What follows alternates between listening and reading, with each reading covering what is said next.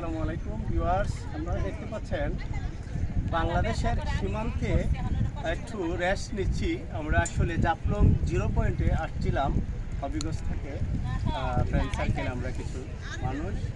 ইতিমধ্যে দেখতে পাচ্ছেন সামনে যে ভিউটা দেখতে পাচ্ছেন সেটা হচ্ছে ভারত, আর আমি যেখানে বসে আছি সেটা হচ্ছে আমাদের জন্মভূমি জায়গা, সেটা আমাদের দেশ।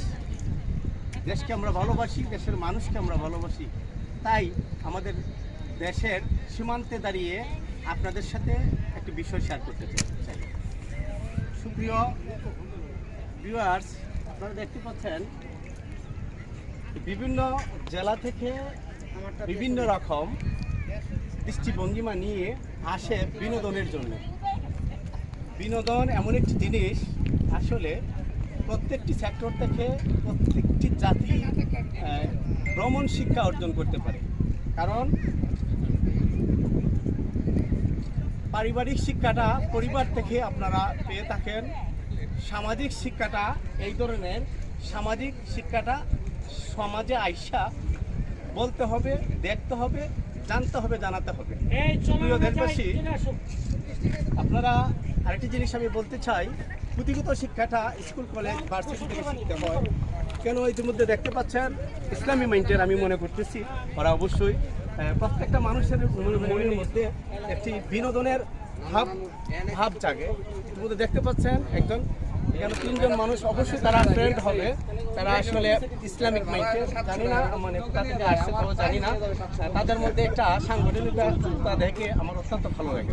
সুপ্রিয় দেশবাসী, আমরা হচ্ছে সিলেটের আগেও আসছি, স্পেশালি আমি এর আগেও 5-6 বার আসছি।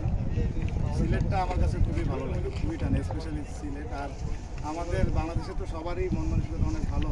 আমরা বাঙালিরা আসলে দিন শেষে আসলে মানে আমাদের মানে মনের ভিতরে কোনো কিছু রাখি না। আর আতিথেয়তার দিক থেকে আমরা সবচেয়ে মানে এগিয়ে আমার কাছে মনে হয়।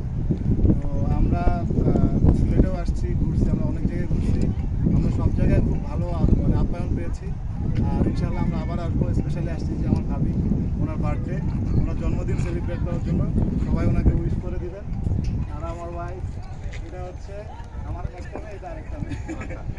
আসসালামু আলাইকুম, ভাবি কেমন আছেন? কোথা থেকে আসছেন? ঢাকা থেকে।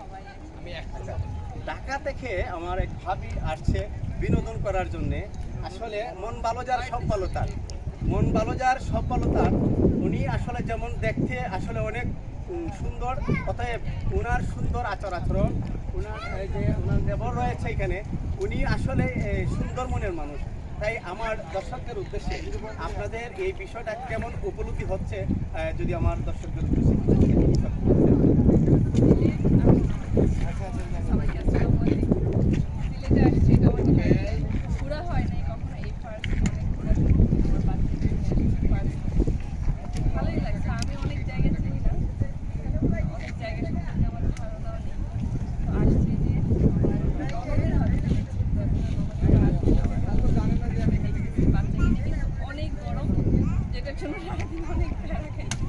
প্রচন্ড গরম, গরমটা একটু কম থাকলে অনেক ভালো।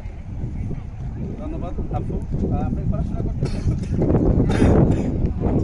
আদৌ না, আপনি শুনতে ভাবি বলছেন পরে আপনি সুপ্রিয় দর্শক, ধরেন একটা সুপ্রিয় দর্শক, আমরা আসলে ঢাকার রাজধানীর একজন মানুষ পেয়েছি।